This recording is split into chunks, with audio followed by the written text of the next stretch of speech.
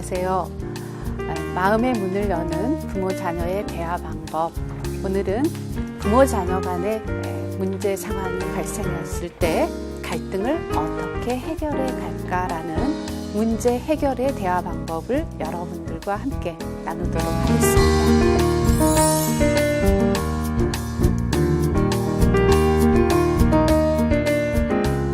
문제 해결의 대화는 살아가면서 부모와 자녀 간의 욕구, 느낌, 생각이 서로 참 다를 때가 많아요. 그래서 그 때문에 갈등이 발생하는데 그런 갈등 상황에서 서로의 문제를 다 꺼내놓고 어떤 방법이 좋을지 선택하고 합의해 가는 과정들을 문제 해결의 대화라고 합니다. 그런데 이 문제 해결의 방법을 사용할 때는 부모와 자녀가 인격적으로 동등한 입장이라는 거. 그래서 어느 누구도 이 문제 해결을 하면서 패배감을 느끼지 않으면서 둘 다 이기는 방법을 찾아가는 것들을 문제 해결의 대화라고 합니다. 우리가 흔히 갈등이라는 말을 많이 하죠. 난 참 갈등 생겨. 이런 문제 어떻게 해볼지 갈등 생겨. 갈등이라는 말을 쉽게 하는데 갈자라는 건 한자로 하면 칡나무 한자로 갈이에요. 갈. 그리고 등 할 때는 등나무의 등자입니다. 그래서 합해서 갈등인데 등나무는 왼쪽 방향으로 감아 올라가고요. 그리고 칡나무는 오른쪽 방향으로 감아 올라갑니다. 우리 보면 그래서 이렇게 엉켜 있잖아요. 예. 그래서 갈등 상황을 엉켜 있는 상황이라 그래서 갈등 상황이라 그러는데 우리 흔히 일이 뭔가 잘 안 풀려 까다롭고 그리고 서로 마음이 맞지 않을 때 갈등 상황이다라고 하지요. 예. 그런데 이 갈등이라는 말은 인간관계에서는 사실은 표현된 갈등은 마음속에 숨겨진 갈등보다 해결이 훨씬 용이합니다. 그래서 우리 자녀하고 내가 그냥 왜 이렇게 우리 자녀하고 갈등이 있을까? 어떻게 보면요. 갈등이 내 마음을 괴롭게도 하지만 우리 자녀가 표출해 줬을 때 그걸 해결할 수 있는 계기가 돼서 오히려 좋을 수도 있다라는 겁니다. 우리는 나를 중심으로 참 많은 관계가 있어요. 남편과의 관계, 아이와의 관계, 시댁과의 관계. 근데 이런 때로 내 뜻대로 되지 않아서 이런 관계 속에서 화가 날 때도 있지만 어떻습니까? 그래도 그들이 있어서 행복하지요. 네. 있어서 하는 고민입니다. 네. 정말 밉다고 죽었으면 좋겠다까지는 우리 아니죠. 네. 그래서 그냥 그게 갈등이라는 거죠. 그러한 갈등이라는 건 해결할 수 있는 문제라는 거죠.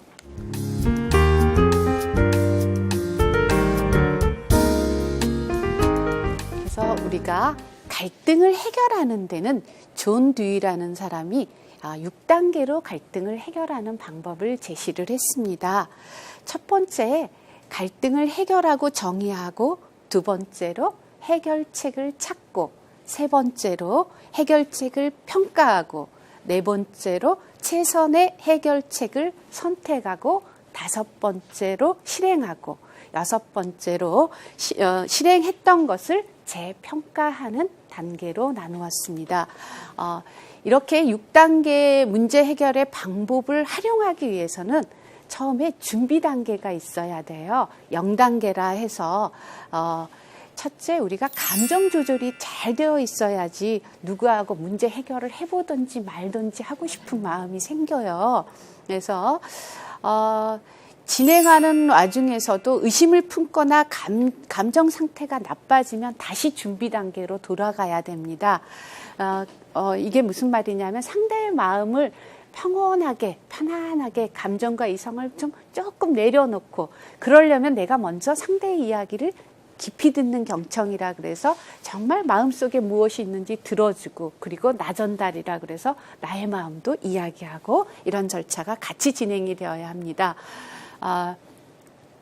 때로는 뭐가 잘 안 풀린다 하는 상태를 보면 우리가 보통 이 갈등 상황이라는 건 서로의 욕구가 대립될 때 참 많이 생기긴 하는데 욕구 자체의 문제보다는 부정적 감정이 굉장히 누적이 되어서 손상된 자존심 때문에 내가 너 말 안 들을 거야.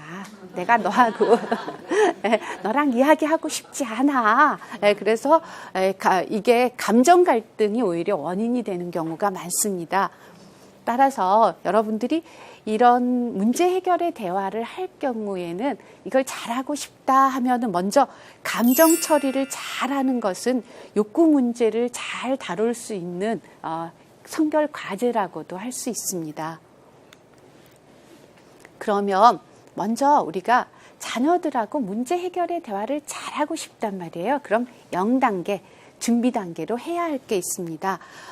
먼저 누구야? 오늘 엄마가 말이야.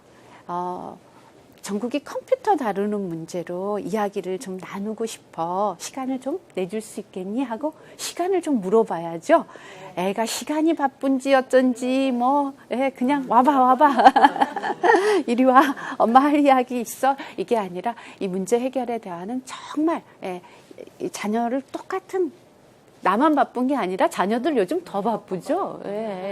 그래서 같이 시간이 언제 있는지 정말 내어줄 수 있는지 그런 걸 먼저 확인하고요. 그리고 엄마랑 지금 이 문제를 가지고 대화를 하고 싶은지도 물어봐야 돼요.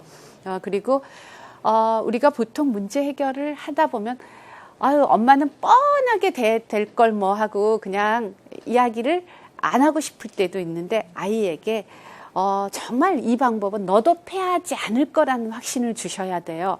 엄마는 너 이야기도 충분히 들을 거라는 거. 너가 어떤 욕구가 있는지, 이 컴퓨터에 관해서 어떤 생각을 가지고 있는지 정말 엄마 들을 거야. 그리고 어떤 거 너도 원하고 나도 원하는 방법, 둘 다 좋은 방법을 오늘 한번 선택해 볼 거. 그러니까 패하지 않을 거라는 확신을 주시는 것이 굉장히 중요합니다.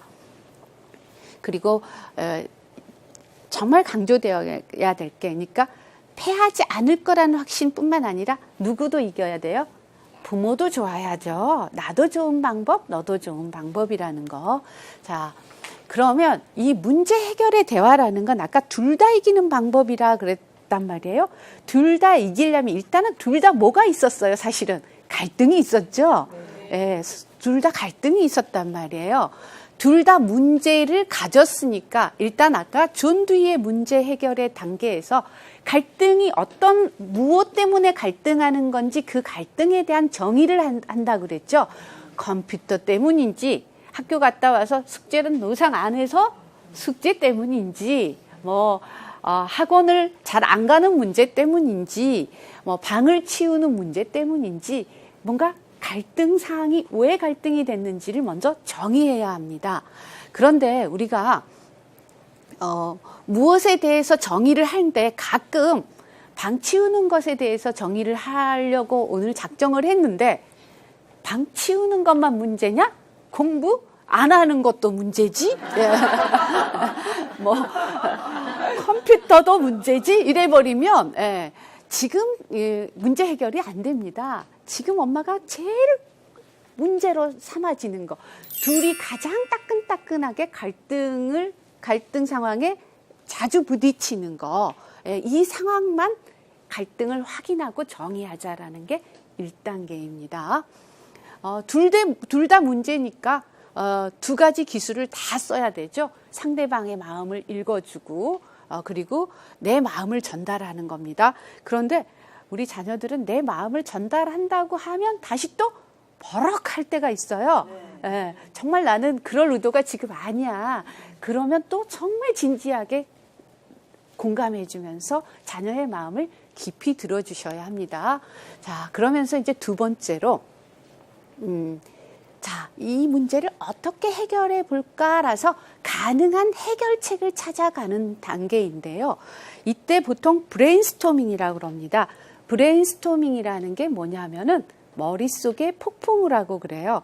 우리가 폭풍우가 인다 그러면 아마 그 바람이 막 이렇게 회오리 바람처럼 이렇게 이렇게 불 때 보면은 쓰레기들도 어떻습니까? 가벼운 쓰레기들과 이거 플라스틱과 이런 온갖 것들이 이렇게 돌면서 같이 이렇게 돌 때가 있죠. 딸려올 때가 있다 생각하셔야 돼요. 브레인스토밍이라는 건 머릿속에 폭풍을 하는 뜻으로 머릿속에 떠오르는 모든 생각들을 같이 나누는 거예요. 해결책을 제시한다 할 때 엄마 학교 갔다 오면은 컴퓨터에 관한 문제를 오늘 같이 해본다 그러면 엄마 학교 갔다 오면 무조건 컴퓨터부터 1시간 하기 그리고 주말에는 4시간 하기 일요일은 하루 종일 하기. 그러면 우리가 그때쯤 되면 야 이야기 들어준다 하니까 정말 못 들어주겠네. 그럴 때가 있죠. 예, 그러나 이건 작정하고 들어주셔야 합니다. 왜? 가능한 해결책이잖아요. 근데 우리가 여기서 갈 거는 너도 좋고 나도 좋고 방법은 분명히 둘 다 좋은 것을 하기로 했기 때문에 우리가 자녀가 저거 컴퓨터 부분에 대해서 얼마만큼 하고 싶은지의 욕구도 알게 되고요. 그리고 자녀도 가능한 해결책들을 말할 때 제가 또 제 욕구를 이야기하거든요. 그냥 하루에 조금씩 하는 것은 별로 도움이 되지 않을 것 같아요. 엄마 생각엔.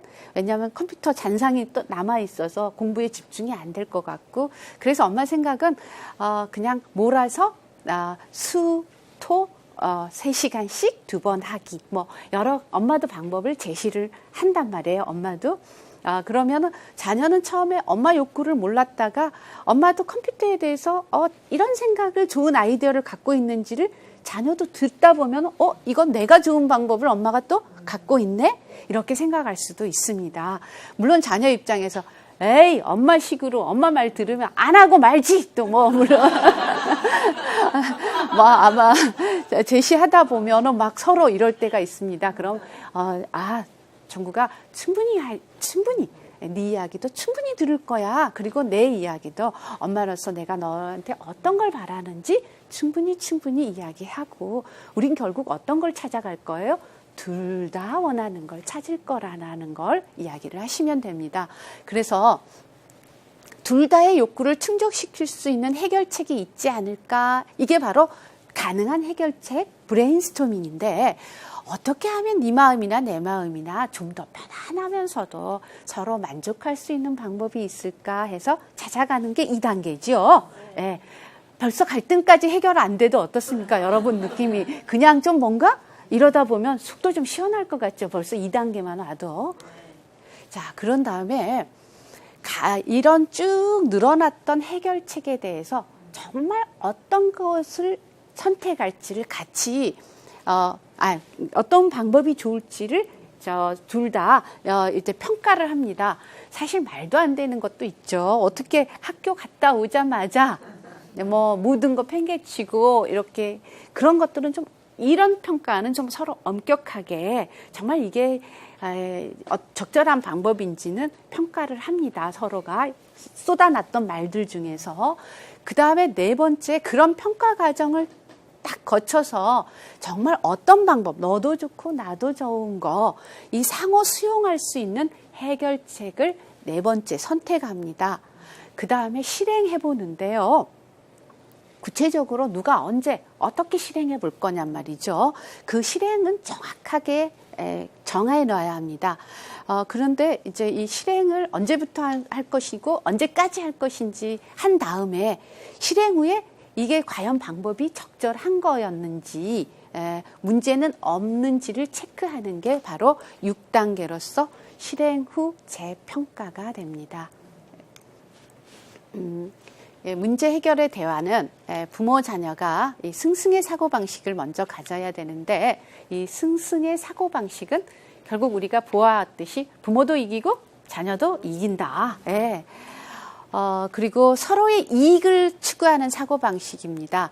그리고 양쪽이 합의한 사항에서 정말 최선을 다하게 되고 이런 문제 해결의 대화는 풍요의 심리라 그래서 여러분들이 이분법적인 관념을 좀 벗어나게 됩니다. 여러 대안들을 들으면서 옳고 그름이 아니라 서로의 다름을 좀 인정하고 서로의 욕구를 인정해가는 그런 좋은 방법이라고 생각합니다.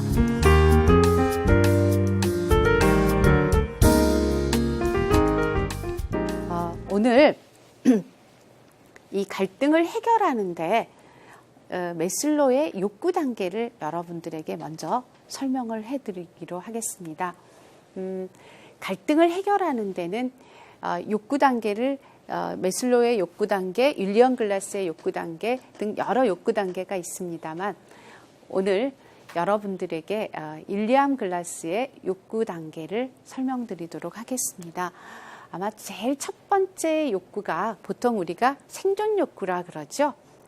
생리적인 욕구에 많이 속한 건데요.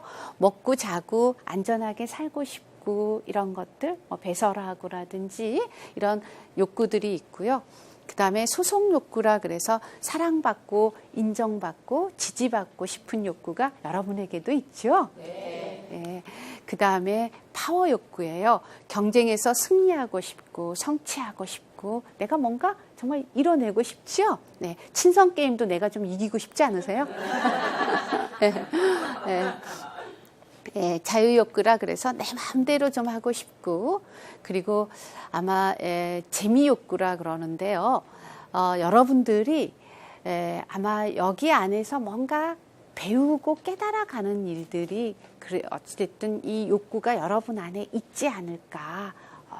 어떤 거든 그 욕구가 없으면 여기 이렇게 오시기 힘듭니다. 그래도요. 그래서 여러분들 욕구 안에가 이렇게 노는 것도 재미욕구에 속하지만 배워서 공부하는 것도 재미욕구에 속합니다.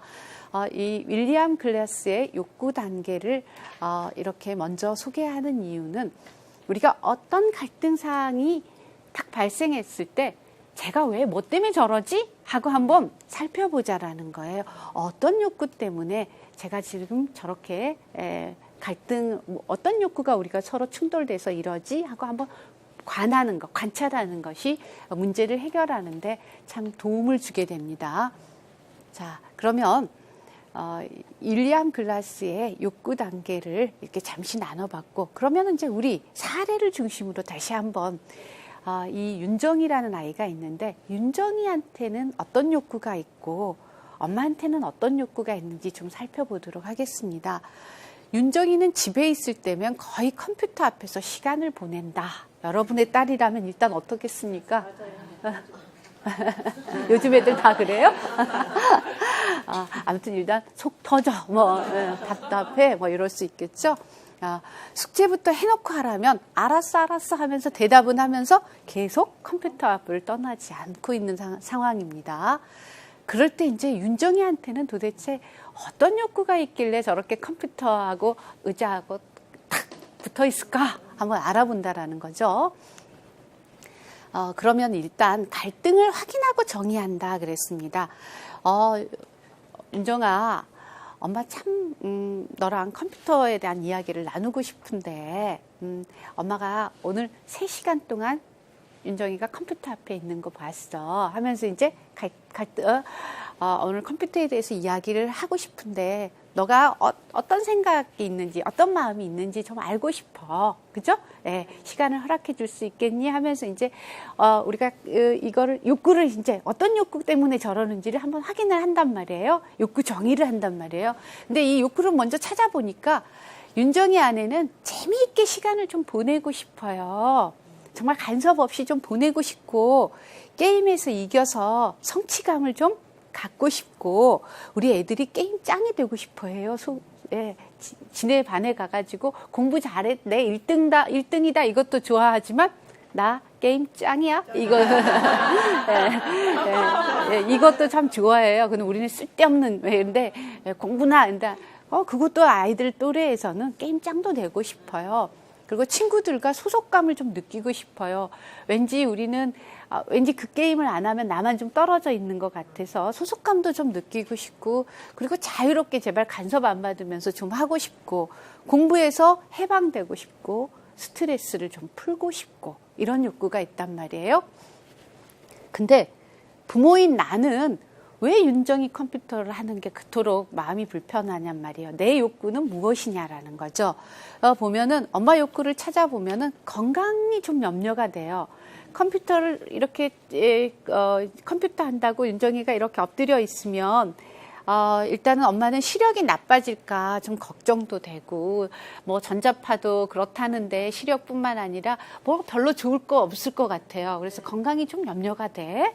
구부정한 자세도 좀 걱정이 되고, 그리고 게임 중독이 엄마로서는 좀 염려가 되고, 그리고 저는 개인적으로 제가 우리 아들을 키우면서 제 아들이 컴퓨터를 참 좋아했어요. 네, 그래서 보니까 제가 왜 아들이 컴퓨터를 하는데 내가 이렇게 속이 부글부글하지?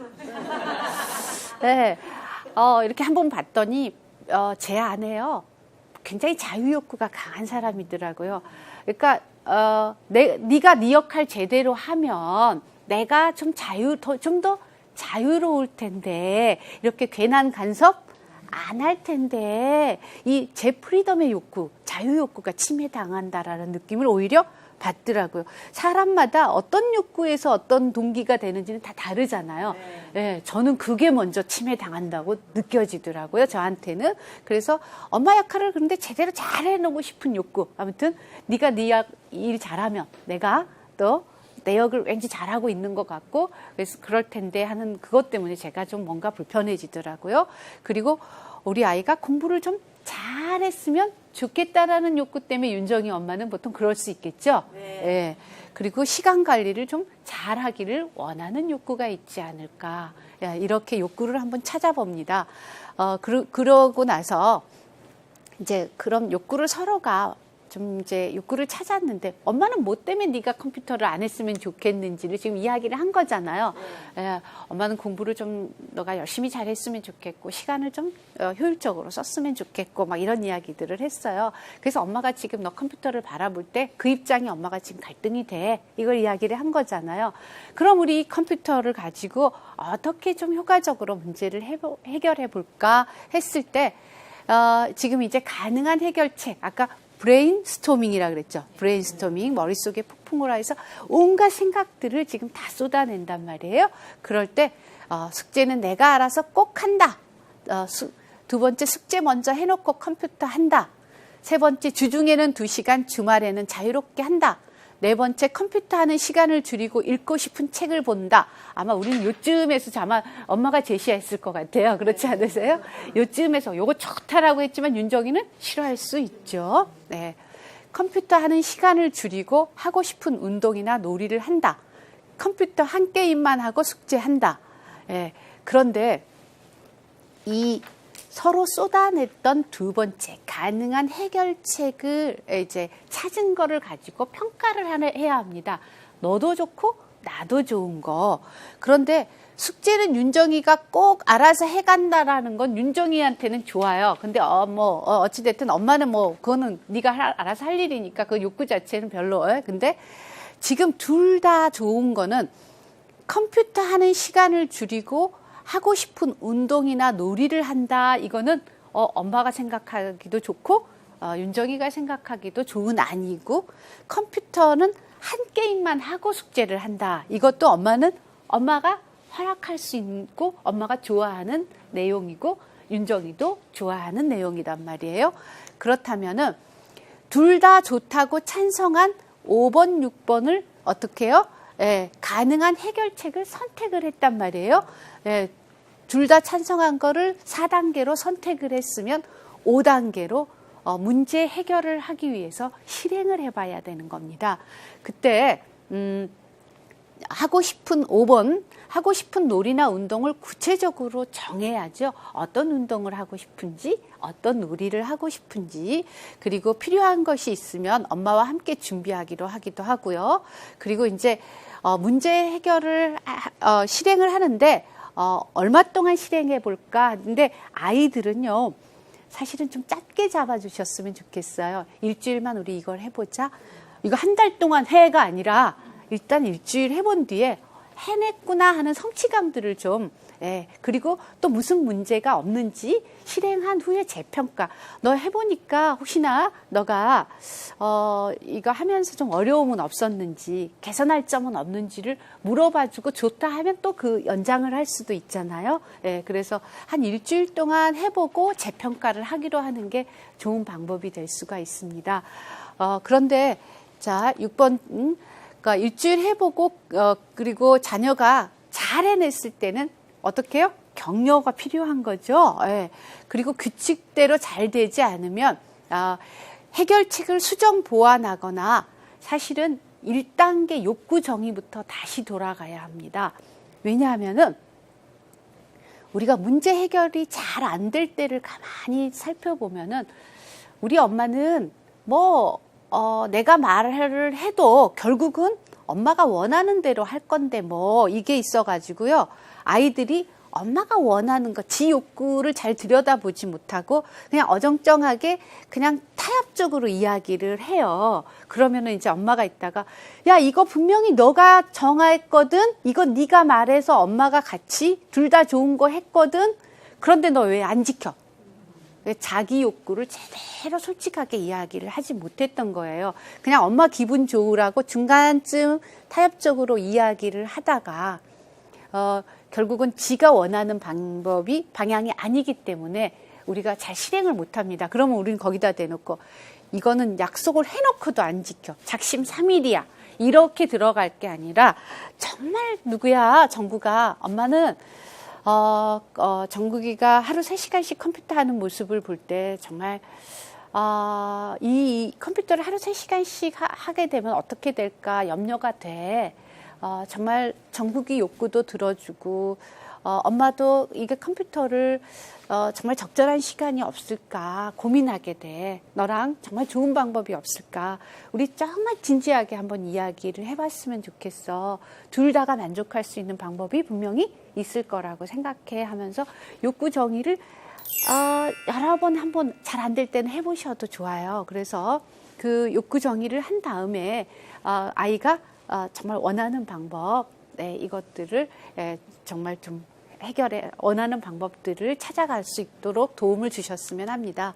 그런데 이렇게 문제 해결을 할 때 주의할 점이 있어요. 그러니까 일방적으로 부모의 요구나 생각을 자녀에게 강요하지 않도록 해야 합니다. 우리는 가능한 해결책을 찾는 순간에도 내가 은근히 아이한테 강요하거나 내 생각을 요구하고 강요하게 될 때가 있습니다. 그리고 두 번째로 아이를 존중한다 해서 무조건 아이의 요구나 생각을 받아들여서 부모에게 심리적 갈등을 일으키지 않도록 해야 합니다. 이 문제 해결의 방법은요. 너도 좋고 나도 좋은 겁니다. 그래서 부모인 나도 패배감을 안 느껴야 되고 자녀도 패배감을 안 느껴야 합니다. 그래서 승승의 방법이기 때문에 아이를 존중한다 해서 다 그래 너 오라 이거는 아니라는 뜻입니다. 그래서 우리가 어떤 문제를 볼 때 수용은 하되 허용은 아니라는 것이 있죠. 그냥 그대로 받아들인데 그래서 옳은 건 아니잖아요. 그래서 우리가 이런 문제들을 할 때 다 받아들여서 심리적 갈등을 일으키지 않으셨으면 합니다. 자, 우리가 다시 욕구들을 쭉 한번 좀 몇 개 찾아보도록 하겠습니다. 부모 자녀의 욕구는 어떤 게 있나? 예를 들면 상황에 선미는 친구들과 놀다가 자주 학원에 지각하거나 결석을 하기도 합니다. 오늘 또 학원 선생님의 전화를 받고 엄마는 속이 상했어요. 학원 선생님 전화 받고 엄마는 선미를 야단쳤고 야단 맞은 선미는 친구들과 재미있게 놀 수 있는 시간이 이때뿐이라고 엄마한테 이제 이야기를 하는 상황입니다. 근데 선미의 욕구는 뭐가 있을 것 같아요? 일단 친구들과 좀 재미있게 놀고 싶어요. 즐겁고 재미있게 좀 놀고 싶고 그냥 친구들하고 좀 연결돼 있는 어떤 그런 이것도 일종의 소속감 아닐까요? 네. 자기들 또래 집단끼리 좀 그러고 싶단 말이야. 그런데 엄마는 일단은 신뢰감 있게 책임감 있는 아이가 되게 좀 그런 아이면 좋겠어요. 왜? 학원에 지각하고 이런 거는 엄마는 마음에 들지 않아요. 그리고 일단 학원비를 다 줬는데 엄마 입장에서는 아깝죠. 예, 뭔가 전략 정신도 가르쳐 주고 싶고 아깝단 말이에요. 네, 그래서 부모하고 자녀하고 그런 욕구가 어떻게 다른지, 예, 이거를 먼저 알 수 있도록 도와주는 거. 엄마 말이야, 이렇게 정해진 학습 시간에 지각하지 않고 갔으면 좋겠다. 엄마가 지금 갈등을 느끼는 거에 대해서 서로가 욕구를 이야기해 주는 거죠. 예. 엄마 나는 재밌게 놀고 싶어 하는 것이 욕구잖아요. 그죠? 예. 그 다음에 다른 상황을 한번 보도록 하겠습니다. 경수는 초등학교 2학년이다. 오늘 또 기어 자전거를 바꿔달라고 조릅니다. 엄마는 아직 위험하니까 중학교에 입학하면 사주겠다고 하지만 경수는 앞집 현수가 아빠랑 자전거 타러 가는 것을 보면서 몹시 부럽다고 하고 있습니다. 아마 자녀들 키우다 보면 옆집 애가 이런 거 사면 또 같이 따라 사고 싶죠. 애들 심리라는 게. 예. 그래서 이제 경수의 욕구를 가만히 보면 뭔가 이제 옆집 경수가 아빠랑 자전거 타는 것을 보면서 이 경수도 아빠랑 뭐를 좀 하고 싶어요. 이게 아빠랑 지금 앞집 현수가 자전거를 아빠랑 타는 거 보면서 지도 좀 아빠랑 뭔가 친밀감을 갖고 싶고 자랑을 하고 싶죠. 경수의 욕구에도 그런 거 있고요. 그리고 친구랑 같이 또 기아 자전거를 타고 싶은 욕구도 있겠지요. 그거 가만히 보면 기아 자전거를 지도 좀 있으면 자랑 좀 하고 싶은 욕구가 뭔가 지가 갖고 싶다라는 건 지도 좀 그런 걸 내세우고 싶다 이런 게 아이들 마음속에 있는 거죠. 근데 엄마는 일단은 딱 뭐가 먼저 걸려요. 기어 자전거는 좀 왠지 비싸기도 하고 솔직하게 좋아요. 그 다음에 또 안전에도 그죠. 안전에도 조금 신경이 쓰이고 그리고 애가 좀 이렇게 자전거 타고 돌아다니면 이게 학업에도 지장을 받을까봐 염려되고, 이런 욕구들이 있습니다. 자, 그래서 우리가 개성 있는 부모와 개성 있는 자녀들이 각각 최선의 방법을 선택하는 것이 문제 해결의 방법인데, 각자의 가정도 다르고 부모도 달라서, 그 해결책이 각자의 가정마다 좀 다르겠죠. 네. 그런데 그 가정에 맞는 해결책이 가장 좀 적절하지 않을까. 가정의 형편도 있고, 그죠? 그래서 정말 마음을 터놓고 그 가정에서 정말 부모 자녀 간에 어떻게 해결해 보는 것이 지혜로운지를 좀 자녀들하고 제대로 소통을 하실 수 있었으면 합니다. 그런데 여러분들이 문제 해결을 잘 할 수 있으려면은 질문을 할 때도 좀 이런 방법들이 좋지 않을까 싶어서 질문의 팁들, 대화 방법을 좀 잘할 수 있는 팁을 좀 몇 개 갖고 왔어요. 왜 안 했니? 보다 너가 어떻게 무엇 하는 거를 무엇이 방해했니? 너 왜 안 가져왔니? 이런 거보다 가져오는 걸 언제 잊었니? 재미없니? 보다는 어디서 흥미가 줄어드니? 어떤 부분에서 흥미가 좀 줄어드니? 그것도 못해? 보다는 그게 좀 어렵지? 어디서부터 어렵니? 머리가 안 돌아가니? 다른 방법으로 좀 생각해 보면 어떨까? 뭘 좀 달리해 보면 될까? 하고 물어봐 주면 좋겠죠?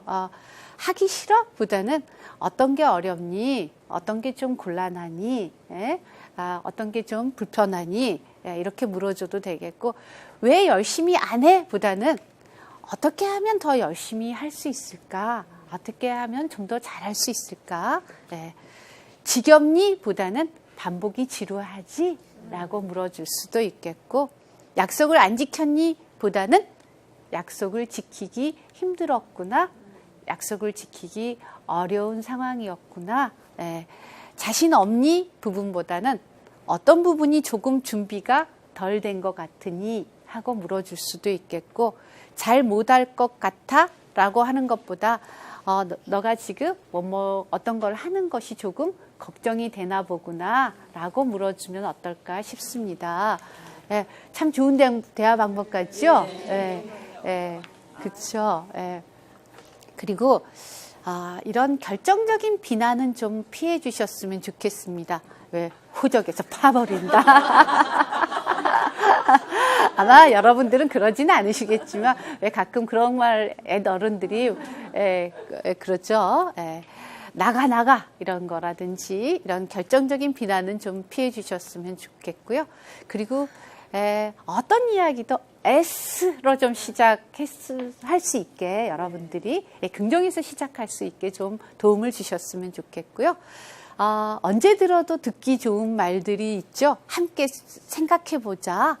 멋있어. 좋았어. 괜찮아. 이런 말들을 좀 자주 사용해 주었으면 좋겠고요.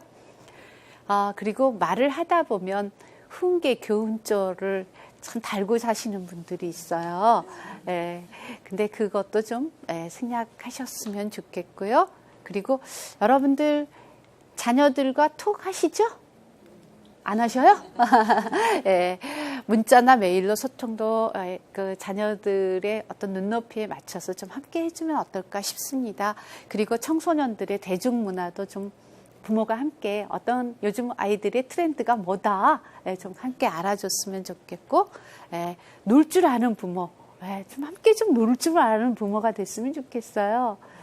우리 어렸을 때 함께 놀아주는 부모, 뭔가 소통할 수 있는 부모, 나는 어른이 되면 그렇게 할 거야 라고 생각하셨죠?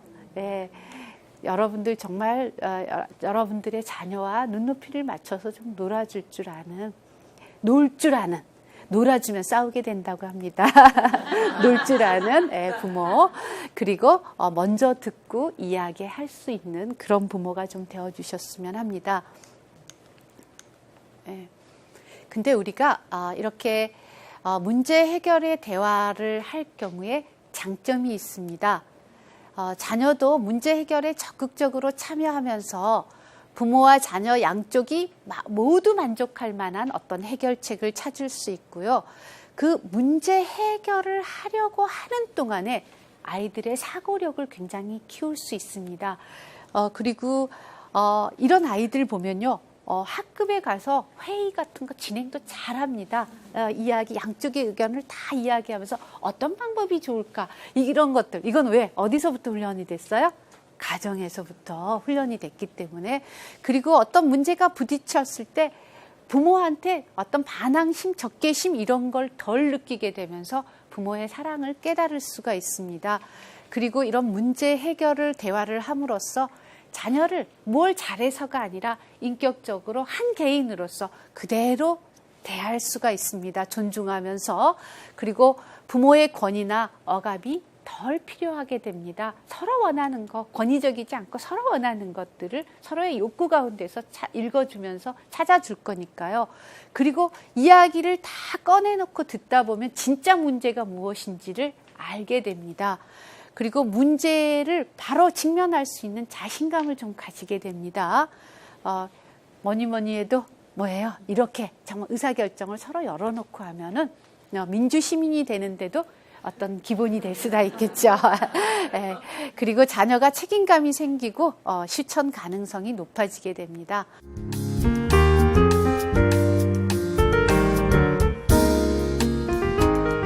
우리들이 이제 부모 유형을 살펴보면은 흔히 4가지 부모 유형으로 나눌 수가 있습니다.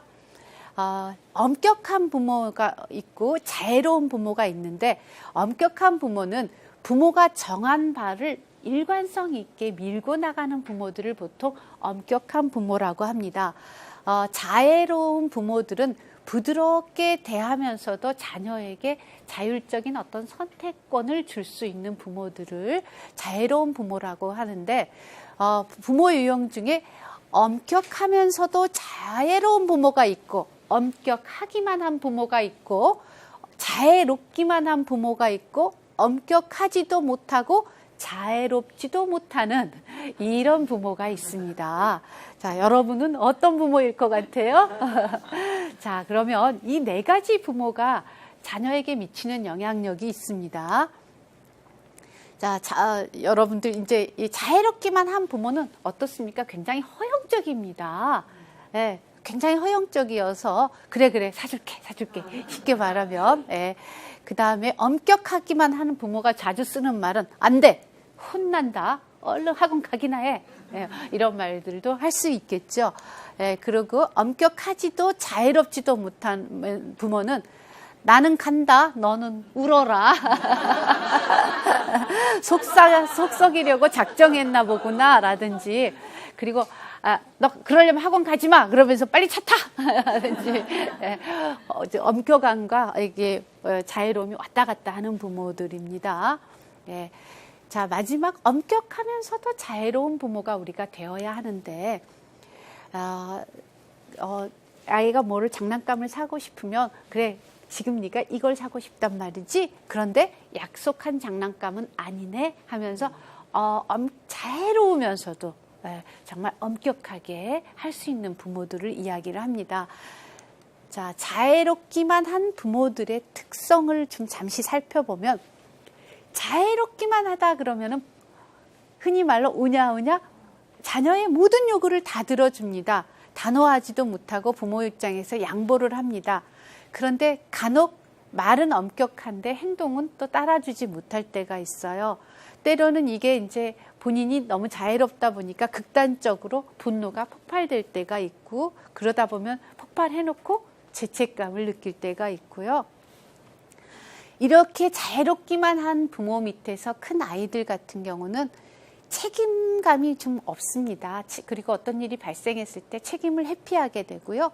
쉽게 좌절하고 어떤 걸 극복해 가는데 어려움이 있습니다. 부모가 다 알아서 그냥 해줘 버릇하고 그랬기 때문에. 그리고 인정이 많고 따뜻하나 굉장히 버릇도 없고 의존적일 수가 많습니다. 그리고 유아적 특성이라 그래서 뭐든지 내가 주체가 돼서 해결하기보다는 부모가 좀 알아서 해줬으면 하는 것들이 오래 어떤 습관으로 남을 수가 있다라는 겁니다. 근데 엄격하기만 한 부모 밑에서 크면은요, 이것도 또 참 곤란해요. 아이들 때는 내가 좀 이게 근면성이라는 과업성치라 그러는데요, 좀 괜찮고 좀 자존감 있는 아이로 자라야 돼요. 잔소리 많이 듣고 자란 아이가 잔소리값 한다는 말, 그런 말씀 들어보셨죠? 네. 네. 이런 부모의 특성은 칭찬이라는 건 거의 안 해요. 굉장히 흔히 말해서 잘못한 거는 곧바로 지적하고 잘못한 일에는 반드시 체별을 하기 때문에 부모가 좀 무섭게 느껴지죠. 예, 부모라는 권위에 감히 도전하는 거를 허락을 안 하는 부모들이죠. 예, 이런 부모 밑에서 큰 자녀들의 특성을 보면 굉장히 걱정이 많고 긴장감이 많이 있습니다. 그리고 뭔 일을 하더라도 굉장히 불안감이 많고요. 우울하고 때로 자살까지도 생각합니다. 너무 밝게 크지를 못했기 때문에. 그러나 일단은 책임감이나 뭐 애절이나 뭐 이런 거는 바를 수는 있습니다. 근데 지나치게 복종적이고 순종적일 수가 있고, 그리고 이 어린 시절에 너무 엄격한 부모 밑에서 크면은 부정적인 자아 이미지가 형성될 수가 있습니다. 그리고 죄책감이나 자기 비하가 많이 있습니다. 자, 그리고 이 엄격하지도 자애롭지도 못한 부모 밑에서 비행 청소년이 나올 확률이 가장 많습니다. 왜냐하면 부모 자체의 특성이 자녀에게 굉장히 무관심하고 부모 자체가 무기력한 부모입니다. 그래서 칭찬도 안 하고 벌도 없고, 그러니까 벌은 가끔 해요. 자기 분노 폭발. 그리고 비난을 잘하고요. 그리고 자식을 믿어주지를 않아요.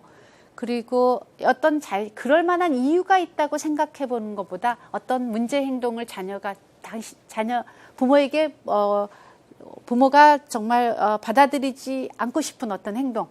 그러니까 일단 그 자체를 그럴 수도 있었겠니가 아니라 고의적으로 했다고도 생각할 만큼 부모가 이 엄격하지도 자애롭지도 못한 부모들 같은 경우는 왔다 갔다 합니다. 어떨 때는 좀 당신 기분 좋을 때는 좀 너그러웠다가 아닐 때는 굉장히 고약하게 되죠. 이런 부모 밑에서 큰 자녀들은 굉장히 반사회적인 성격이 많습니다. 그리고 정말 무질서하고요. 적대감이 많고 배운 게 없어요. 어떤 거를 오늘은 이랬다가 내일은 저렇기 때문에 혼란스럽고 좌절을 많이 느낍니다. 세상과 타인에 대해서 불신감이 많이 있게 되죠. 이제 우리가 가야 할 부모가 있다면, 역할이 있다면 어떤 부모요? 엄격하면서도 자애로운 부모가 돼야 되겠죠. 자, 그래서 이런 엄격하면서도 자애로운 부모는요, 잘한 것은 자녀를 크게 칭찬합니다. 잘못한 것은 엄격하게 꾸짖고요. 그러면 자녀가 정말 제대로 자기 역할을 하면서 성장할 수 있도록 자녀가 가진 잠재력을 최대한 키워주고 북돋아주고 그런 역할을 할 수 있습니다. 우리 오늘 여러분들 이제 좋은 부모가 좀 되셔서 이제 자신감이 있으시죠? 네. 좋은 부모가 되어서 함께 사실은 이런 프로그램들은 저는 단순한 기법은 아니라고 생각합니다. 정말 좋은 내가 되어야 하고 그 좋은 나를 만나려면 끊임없는 나의 성찰과 함께 가야만이 이거는 단순히 기술의 문제가 아니라고 생각합니다. 알고 있는 것들을 한 가지라도 정말 삶 가운데서 실천해 볼 수 있는 여러분들이 되셨으면 합니다. 함께 노력하겠습니다. 경청해 주셔서 감사합니다.